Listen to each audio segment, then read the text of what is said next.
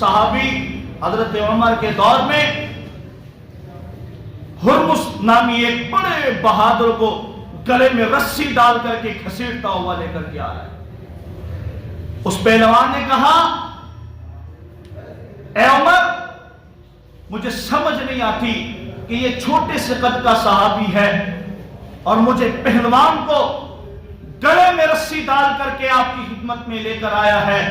میں نے کہا اس پہلوان کو کیا پتا تھا یہ نبی کی صحبت یافتہ ہیں، یہ نبی کی مجلس میں بیٹھنے والے ہیں، یہ نبی کے تربیت یافتہ ہیں۔ یہی وجہ تھی کہ نبی کی تربیت میں آنے والے وہ چھوٹے چھوٹے قد کے دو معصوم بچے جن کو معاذ اور معفس نام سے جانا پہچانا جاتا ہے، ابو جہل کے گھوڑے کو بھی گرایا تھا اور ابو جہل پر وار بھی انہوں نے کیا تھا۔ یہ پیغمبر کی تربیت یافتہ ہے۔ اس لیے کوئی پیغمبر کے تربیت یافتہ کے بارے میں یوں کہے، بکواس کرے اور ادھر ادھر کی باتیں کرے۔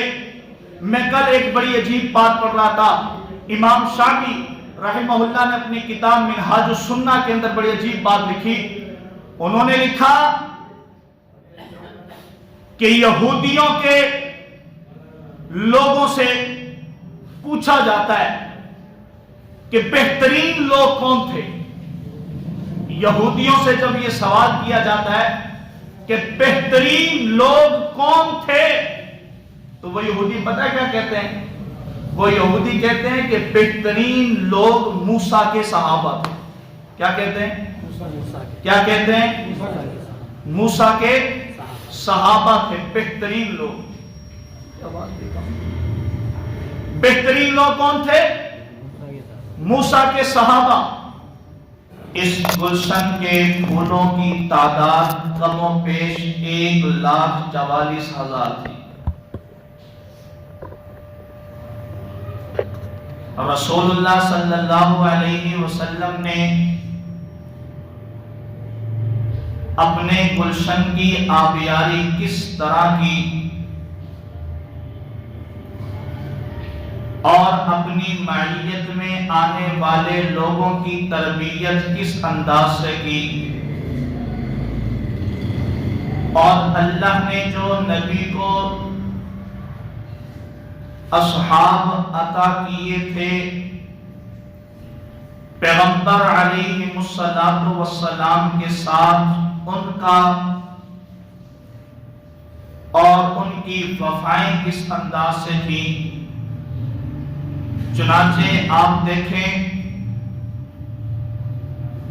کہ پیارے پیغمبر صلی اللہ علیہ وسلم شباب کے عالم میں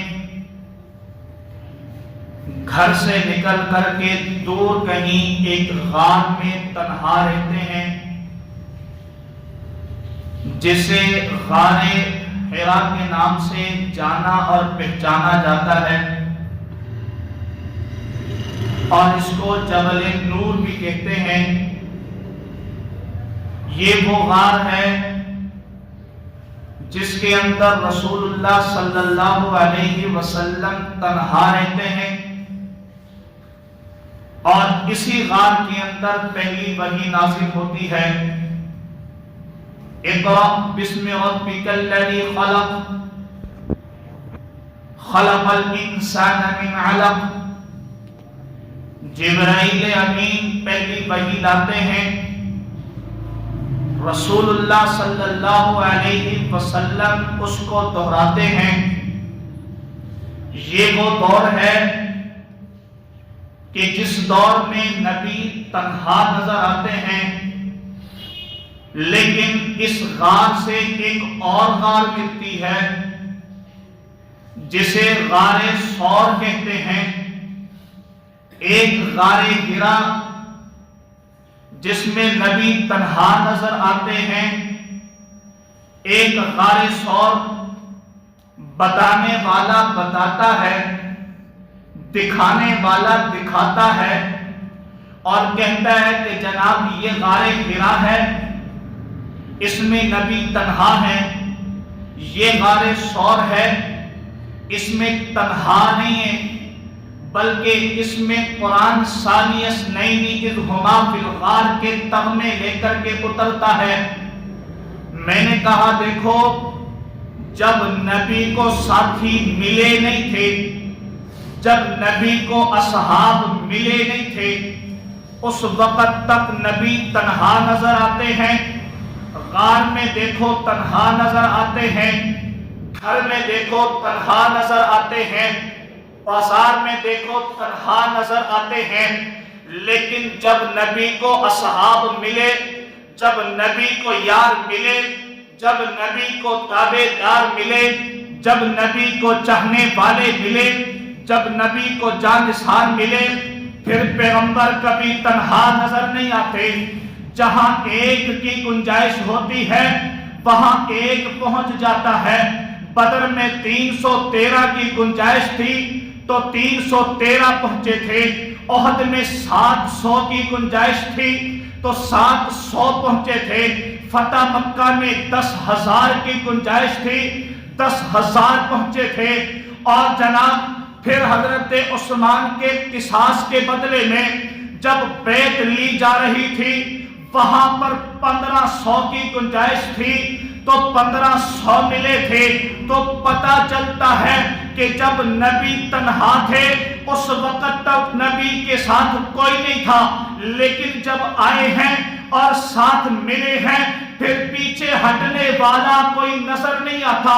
احد میں دیکھو تو ساتھ ہیں، بدر میں دیکھو تو ساتھ ہیں، مکے میں دیکھو تو ساتھ ہیں، مدینے میں دیکھو تو ساتھ ہیں، غار میں دیکھو تو ساتھ ہیں، اور آج مزار میں دیکھو تو بھی پیغمبر کے ساتھ ہیں۔ جب نہیں ملے تب پیغمبر تنہا ہیں، اور جب ملے ہیں اللہ کی قسم آج بھی ساتھ ہیں۔ اور یہ آج نہیں، کل قیامت کے دن جب اٹھیں گے تب بھی یہ ساتھ ہوں گے۔ اس لیے میں کہا کرتا ہوں اللہ نے ایک قرآن ہمیں یہ دیا، یہ قرآن 2 گتوں کے درمیان محفوظ ہے، اور صاحب قرآن 2 سچوں کے درمیان محفوظ ہے۔ یہ 2 گتوں کے درمیان محفوظ ہے اور وہ 2 سچوں کے درمیان محفوظ ہے۔ یہ پیغمبر کے اصحاب ہیں۔ میں ایک ایک کا تذکرہ کروں تو یہاں سال لگ جائیں گے۔ میں آپ کو بتانا یہ چاہتا ہوں کہ پیغمبر کی تربیت دیکھنا، پیغمبر کی صحبت کا اثر دیکھنا۔ قرآن کہتا ہے وَلَا تَعْدُ عَيْنَاكَ عَنْهُمْ، اے نبی ان سے نظریں نہ ہٹائیے، اے نبی ان کے اوپر اپنی محبت اور شفقت کی نظریں رکھیے۔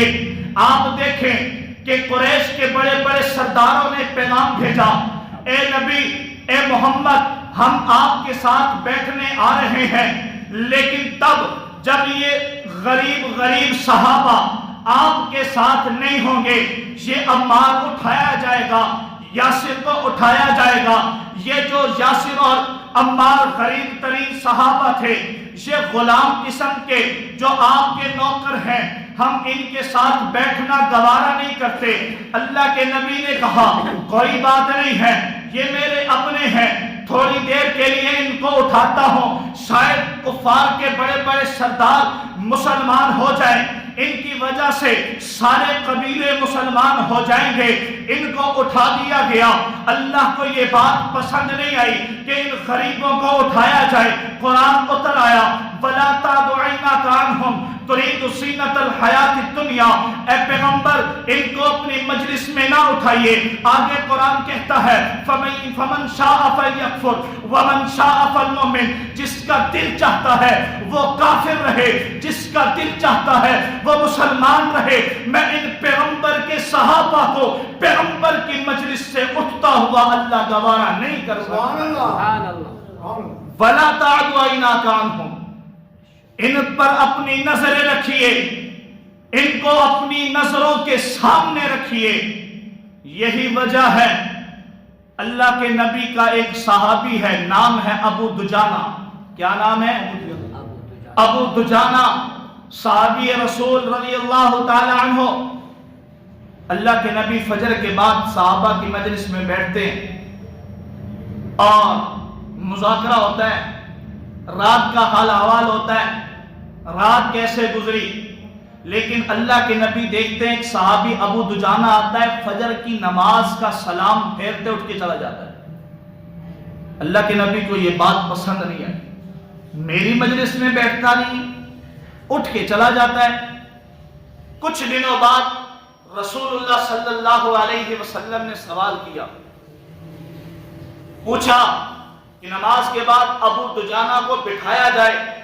صحابہ نے کہا ابو دجانہ، نبی تیرے بارے میں پوچھتے ہیں، آج نماز کے بعد پیغمبر کو بتا کر جانا کہ تو نماز کے سلام ہوتے ہی کیوں اٹھ کے چلا جاتا ہے۔ چنانچہ رسول اللہ صلی اللہ علیہ وسلم نے نماز کے بعد ابو دجانہ سے پوچھا، ابو دجانہ کیا معاملہ ہے؟ نماز پڑھتے ہی اٹھ کے چلے جاتے ہو، محمد کی مجلس میں نہیں بیٹھتے، رات کیسے گزری حال حوال نہیں دیتے، کس انداز سے رات گزری اس کا کچھ بتاتے نہیں ہو، یہ دوسرے یار مجلس میں ہوتے ہیں، آپ نماز سے سلام پھیرتے ہی اٹھ کے گھر چلے جاتے ہیں، اس کی وجہ کیا ہے؟ ابو دجانہ کہنے لگا، یا رسول اللہ وجہ ایک ہے، میرے گھر کی دیوار کے ساتھ، میرے گھر کے ساتھ یہودی کا گھر ہے اور بیچ میں دیوار ہے، اور یہودی کے گھر میں دیوار کے ساتھ کھجور کا درخت ہے، اور یہ موسم کھجور کے پکنے کا ہے، درخت پر کھجوریں پکی ہوئی ہوتی ہیں، میں اس لیے صبح کو جلدی گھر جاتا ہوں، رات کو ہوا کے جھونکے چلتے ہیں، ہوا کے جھونکوں کی وجہ سے اس کھجور کے درخت سے کچھ کھجوریں گرتی ہیں، کچھ تو اس یہودی کے گھر میں گر جاتی ہیں، کچھ میرے گھر میں گر جاتی ہیں، میں صبح اس لیے جلدی جاتا ہوں کہیں میرے بچے اٹھ کر کے ان کھجوروں کو اپنے منہ میں ڈال کر کے کھا نہ لیں، میں جا کر کے مٹھی بھر کھجوروں کو جمع کرتا ہوں، اس سے پہلے کہ میرے بچے اٹھ جائیں، اس سے پہلے کہ میرے بچے یہ کھجوریں کھا لیں، اس سے پہلے کہ ایک کھجور میرے بچوں کے پیٹ میں چلی جائے، اس خوف سے کہ یہودی کا حق میرے گھر میں گرتا ہے، اس کے حق کو کہیں میرے بچے کھا نہ لیں، اس یہودی کا اتنا خیال ہے۔ ابو دجانہ فجر پڑھتے ہی مٹھی بھر کھجوروں کو جمع کر کے اس یہودی کے گھر میں پہنچاتا ہے، وجہ یہ ہے کہ کہیں بچے کھجوریں کھا نہ لے، اس لیے آپ کی مجلس میں بیٹھتا نہیں ہوں، میں اٹھ کر کے گھر چلا جاتا ہوں۔ مجھے بتاؤ، جو ابو دجانہ یہودی کی کھجور میں سے ایک کھجور اپنے بچوں کو کھلانا پسند نہیں کرتا، وہ ابو بکر پیغمبر کی بیٹی کا پورا باغ کیسے کھا سکتا ہے؟ ابو دجانہ ایک کھجور پسند نہیں کرتا، ایک کھجور پسند نہیں کرتا کہ یہودی کے گھر کی، یہودی کا حق میرے بچے کھا لیں، پیغمبر کی مجلس سے اٹھ کر چلا جاتا ہے اور ساری کھجوروں کو سمیٹ کر کے وہ مٹھی بھر جو کھجور ہوتی ہیں وہ یہودی کے حوالے کرتا ہے۔ لیکن ابو بکر کے بارے میں کوئی یہ کہے کہ پیغمبر کی بیٹی کا حق کھا گیا تھا، ماننے والی بات ہے یا دجل ہے؟ بولو جھوٹ، اور ایسا جھوٹ کہ پیغمبر کے سامنے تربیت پانے والے، جن کے بارے میں قرآن کہے بلا تادو عینا کان ہو، اے نبی ان سے اپنی نظروں کو نہ ہٹانا، ان کو اپنی نظروں کے سامنے رکھنا۔ چنانچہ یہی فیض تھا پیغمبر کی نظروں کا کہ پیغمبر کے جانے کے بعد پھر صحابہ نے قسطنطنیہ تک اپنے اسلام کے پرچم لہرائے تھے۔ یہ پیغمبر کے جانے کا فیض ہے۔ ایک چھوٹے سے قد کا صحابی حضرت عمر کے دور میں ہرمز نامی ایک بڑے بہادر کو گلے میں رسی ڈال کر کے گھسیٹتا ہوا لے کر کے آ رہا ہے۔ اس پہلوان نے کہا، اے عمر، مجھے سمجھ نہیں آتی کہ یہ چھوٹے سے قد کا صحابی ہے اور مجھے پہلوان کو گلے میں رسی ڈال کر کے آپ کی خدمت میں لے کر آیا ہے۔ میں نے کہا اس پہلوان کو کیا پتا تھا یہ نبی کی صحبت یافتہ ہیں، یہ نبی کی مجلس میں بیٹھنے والے ہیں، یہ نبی کے تربیت یافتہ ہیں۔ یہی وجہ تھی کہ نبی کی تربیت میں آنے والے وہ چھوٹے چھوٹے قد کے دو معصوم بچے جن کو معاذ اور معفس نام سے جانا پہچانا جاتا ہے، ابو جہل کے گھوڑے کو بھی گرایا تھا اور ابو جہل پر وار بھی انہوں نے کیا تھا۔ یہ پیغمبر کی تربیت یافتہ ہے۔ اس لیے کوئی پیغمبر کے تربیت یافتہ کے بارے میں یوں کہے، بکواس کرے اور ادھر ادھر کی باتیں کرے۔ میں کل ایک بڑی عجیب بات پڑھ رہا تھا، امام شافعی رحمہ اللہ نے اپنی کتاب منہاج السنہ کے اندر بڑی عجیب بات لکھی۔ انہوں نے لکھا کہ یہودیوں کے لوگوں سے پوچھا جاتا ہے کہ بہترین لوگ کون تھے۔ یہودیوں سے جب یہ سوال کیا جاتا ہے کہ بہترین لوگ کون تھے، تو وہ یہودی پتہ ہے کیا کہتے ہیں؟ وہ یہودی کہتے ہیں کہ بہترین لوگ موسیٰ کے صحابہ تھے۔ کیا کہتے ہیں؟ کیا کہتے ہیں؟ موسیٰ کے صحابہ تھے بہترین لوگ۔ بہترین لوگ کون تھے؟ موسیٰ کے صحابہ۔ اور جب عیسائیوں سے پوچھا جاتا ہے تم بتاؤ بہترین لوگ کون تھے، عیسائی پتہ کیا کہتے ہیں؟ عیسائی کہتے ہیں بہترین لوگ عیسیٰ کے صحابہ تھے۔ کون تھے؟ عیسیٰ کے صحابہ بہترین لوگ تھے۔ یہودی کہتے ہیں موسیٰ کے صحابہ بہترین لوگ تھے۔ عیسائی کہتے ہیں عیسیٰ کے صحابہ کے بہترین لوگ تھے، عیسیٰ کے صحابہ بہترین لوگ تھے۔ لیکن جب اہل تشیع سے پوچھا جاتا ہے نا، اہل تشیع سے جب پوچھا جاتا ہے کہ تم بتاؤ بدترین لوگ کون تھے، خدا کی قسم یہ جواب دیتے ہیں کہ محمد کے صحابہ بدترین لوگ تھے۔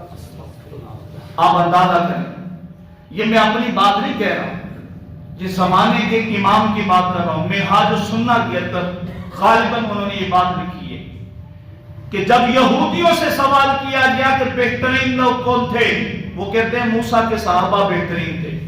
عیسائیوں سے پوچھا گیا، وہ کہتے ہیں عیسیٰ کے ماننے والے حواریین وہ بہترین لوگ تھے۔ جب شیعوں سے سوال کیا گیا کہ بدترین لوگ کون تھے، تو انہوں نے یہ جواب دیا کہ محمد کے صحابہ بدترین لوگ تھے۔ چنانچہ یہی وجہ ہے آپ ان کے مذہب کی بنیادی کتابوں کو پڑھیں، پیغمبر کے بہت سارے ایسے دشمن، ابو جہل، ابو لہب، عتبہ، شیبہ، ابو رافع، مسیلمہ کذاب، یہ پیغمبر کے دشمن تھے یا نہیں تھے؟ بولو، دشمن تھے یا نہیں تھے؟ لیکن آپ کو ان کی مذہب کی کتابوں میں کہیں بھی پیغمبر کے دشمنوں پر لعنت کرنے کا کوئی تذکرہ نہیں ملے گا۔ اگر ملے گا تو وہ پیغمبر کے صحابہ پر لعنت کرنے کا تذکرہ ملے گا۔ اس لیے یہ وہ فرقہ ہے جو مسلمان کہلواتا ہے، لیکن اصحاب رسول کے بارے میں اس کے یہ خیالات اور عقائد اور نظریات ہیں۔ لیکن الحمدللہ اب جب محنت ہو رہی ہے، سنی ایک پلیٹ فارم پر آ کر کے اصحاب رسول کے دشمن کے سامنے ستے باپ بن رہا ہے، چاہے وہ جو بندی ہے، بریلوی ہے، اہل حدیث ہے۔ اب ملک میں اتحاد کی اس فضا کو جب دیکھا تو دشمن صحابہ سے برداشت نہیں ہوا اور فوراً سے نعرہ لگانے لگے کہ نہیں نہیں نہیں نہیں نہیں، سنی ہمارے بھائی۔ سنی کیا ہے؟ سنی کیا ہے بھائی؟ ہمارے بھائی ہیں، صرف بھائی نہیں ہیں بلکہ ہماری جان ہے۔ ہماری کیا ہے بھائی؟ جان ہے، جان نہیں ہے بلکہ مسلمان ہے۔ میں نے کہا سنی تمہارے بھائی ہیں؟ کیا بھائی ہیں؟ میں نے کہا ہمارا تمہارا کلمہ ایک نہیں، کلمہ ایک ہے؟ بولو۔ میں نے کہا ہمارا تمہارا کلمہ ایک نہیں، کہتا ہے پھر بھی بھائی ہیں۔ میں نے کہا ہماری تمہاری نماز ایک نہیں، کہتا ہے پھر بھی بھائی ہیں۔ میں نے کہا ہمارا تمہارا عقیدہ ایک نہیں، کہتا پھر بھی بھائی ہیں۔ میں نے کہا ہمارا تمہارا نظریہ ایک نہیں، کہتا پھر بھی بھائی ہیں۔ میں نے کہا ہماری تمہارے ساتھ بہت ساری جھڑپیں ہوئی ہیں، مناظرے ہوئے ہیں، کہتا کوئی بات نہیں ہے، پھر بھی بھائی ہیں۔ یہاں نہ کلمہ مل رہا ہے، نہ نماز ملتی ہے، نہ عقائد ملتے ہیں، نہ نظریات ملتے ہیں، نہ اذان ملتی ہے، پھر بھی نعرہ لگاتے ہیں کہ سنی ہمارے کیا ہیں۔ لیکن وہاں دیکھو نہج البلاغہ کتاب ان کی، خطاب اس کے اندر خطبہ حضرت علی کا، جس میں یہ الفاظ موجود ہیں وَالظَّاهِرُ أَنَّ رَبَّنَا وَاحِدٌ وَالنَّبِيُّنَا وَاحِدٌ وَدَعْوَتُنَا فِي الْإِسْلَامِ وَاحِدَةٌ۔ سنو، میرا اور معاویہ کا خدا ایک ہے، میرا اور معاویہ کا پیغمبر ایک ہے، میرے اور معاویہ کا کلمہ ایک ہے، میرے اور معاویہ کا قرآن ایک ہے، میرے اور معاویہ کا اسلام ایک ہے۔ جب ہم یہ پڑھتے ہیں پھر ہم نعرہ لگاتے ہیں علی معاویہ، علی معاویہ۔ پھر جب ہم یہ نعرہ لگاتے ہیں پھر تم کیوں چڑھتے ہو؟ وہاں سب کچھ ملتا ہے، وہاں بھائی بھائی نہیں، یہاں کچھ نہیں ملتا ہے۔ یہاں بھائی بھائی تو پتا چلا دال میں کچھ کالا ہے کہ نہیں ہے؟ ہاں بھائی، وہاں بھائی بھائی نہیں ہے، جہاں کلمہ بھی ملتا ہے، قرآن بھی ملتا ہے، عقائد اور نظریات بھی ملتے ہیں، صرف دم عثمان کے بارے میں اختلاف تھا نا۔ یہاں ساری جنگیں بھول گئے، وہاں ایک جنگ صفین کو نہیں بھولتے ہو، وہاں حضرت حسن کے اتحاد کو نہیں مانتے ہو، یہاں اتحاد بین المسلمین کے نعرے لگاتے ہو، وہاں اتحاد بین الحسن والمعاویہ کے نعرے کیوں نہیں لگاتے ہو؟ تو پتہ چلا کہ وہاں جو جنگ کروانے والے تھے وہ ان کے باپ دادا تھے، اس لیے کیونکہ وہ جنگ کروانے والا ابن سبا تھا۔ میں نے پچھلے جمعے عرض کیا کہ ابن سبا کے عقائد آج ان کے پاس موجود ہیں، جن کے پاس عقائد ہوتے ہیں وہی ان کی نسل ہوتی ہے۔ تو اس لیے آج یہ علی معاویہ بھائی بھائی کے نعرے سے چڑھتے ہیں، لیکن سنی اور ہمارے بھائی ہیں یہ بات ببانگ دہن کہتے ہیں۔ اور اگلی بات بھی سمجھیں، ہمارے سنی سادہ وہ بھی سمجھ آتے ہیں کہ یار یہ تو ہمیں مسلمان مانتے ہیں، یہ تو ہمیں کیا کہتے ہیں؟ بولو۔ میں نے کہا تجھے مسلمان مانتے ہیں کہ تو ابو بکر سے بڑا ہوا ہے؟ تو عمر کی غیرت سے زیادہ تیرے اندر غیرت ہے کہ تجھے مسلمان مانے؟ نعوذ باللہ، کشف اسرار کے اندر حضرت عمر اور حضرت ابو بکر کو کافر لکھا ہے۔ تو میں یہ بات آج واضح کر دوں آپ کے سامنے، ان کے ہاں مسلمان، ان کی اصطلاح میں مسلمان منافق کو کہتے ہیں۔ کس کو کہتے ہیں بھائی؟ بولو، مسلمان کسے کہتے ہیں؟ ان کے مذہب اور اصطلاح میں مسلمان منافق کو کہتے ہیں۔ آپ پوری دنیا کے اندر دیکھ لیں، یہ سنی کو مسلمان کہیں گے، مومن، اس لیے کہ یہ مسلمان منافقت والا معنی لیتے ہیں، اس لیے مومن نہیں کہتے، مومن کبھی نہیں کہیں گے۔ گویا کہ یہ یوں کہنا چاہتے ہیں سنی ہمارے بھائی ہیں، ہمارے بھائی نہیں ہماری جان ہے، لیکن بے ایمان ہے، اور ہم بڑے خوش ہو جاتے ہیں کہ یہ ہمیں مسلمان مانتے ہیں، ہم بھی ساتھ ساتھ قریب ہو کر بیٹھ جاتے ہیں اور اتحاد بین المسلمین کی فضا پیدا کرتے ہیں۔ یاد رکھو، یہ کبھی بھی تمہیں مومن ماننے کے لیے تیار نہیں ہوں گے، اور میں آپ یہ بات آج آپ سے سامنے کہنا چاہتا ہوں، ہمارے اکابر نے ہمیں یہ پڑھایا ہے، ہمیں بتایا ہے، اگر کوئی تقیے کی بنا پر کہہ بھی دے کہ میں سنیوں کو مومن مانتا ہوں، جان پھر بھی چھوٹنے والی نہیں ہے، جان پھر بھی چھوٹنے والی نہیں ہے۔ کوئی ذاکر، کوئی بڑا اگر یہ کہہ دیتا ہے نا کہ نہیں جی ہم تو ان کو مومن بھی مانتے ہیں، ہم تو ان کو کیا مومن بھی مانتے ہیں، जान फिर भी नहीं छूटेगी। क्यों? पता है क्यों? फिर मेरा सवाल होगा कि तूने इस सुन्नी को मोमिन माना या मैंने माना? मैंने कहा इसने अकीदा हुज्जत इख्तियार नहीं किया, फिर भी मोमिन है। ये अली की खलीफा बिला फसल का कायल नहीं है, फिर भी मोमिन है। ये तकिए का अकीदा नहीं रखता, फिर भी मोमिन है। ये तहरीफ कुरान का अकीदा नहीं रखता, फिर भी मोमिन है। अगर वो कहेगा हाँ फिर भी मोमिन है, फिर मेरा सवाल ये होगा तो फिर तेरे मजहब की जरूरत क्या है? फिर तेरे मजहब की जरूरत क्या है? जब तेरे अकायद के माने बिना ही मोमिन है तो फिर तेरा मजहब तो गया ना भार में, फिर उसकी जरूरत तो बाकी नहीं गई। लेकिन अगर तू कहता है कि नहीं जो मेरे मजहब पर होगा वो मोमिन होगा, तो फिर मेरा सवाल है इस सुन्नी ने अकीदा बिला फसल सैयदना अली के बारे में इख्तियार नहीं किया। इस सुन्नी का अकीदा हुज्जत नहीं है, इस सुन्नी के पास तकिए का अकीदा नहीं है, इस सुन्नी के पास अकीदा इमामत भी नहीं है, ये फिर भी मोमिन है। लेकिन वो तुझे मोमिन मान भी नहीं सकता, वो तुझे मुसलमान कहेगा, और इसलिए कहेगा कि उसके पास मुसलमान मुनाफिक को कहते हैं। बात समझ में आई कि नहीं आई? इसलिए इन चक्रों में ना आया करें कि जी वो तो हमें मुसलमान मानते हैं, भाई तुम्हें सबसे बड़ा बेईमान मानते हैं, वो तुम्हें मुनाफिक मानते हैं, वो तुम्हें मोमिन कभी नहीं कहते। उसने कभी कहा है कि हम मोमिन हैं, मुसलमान हैं?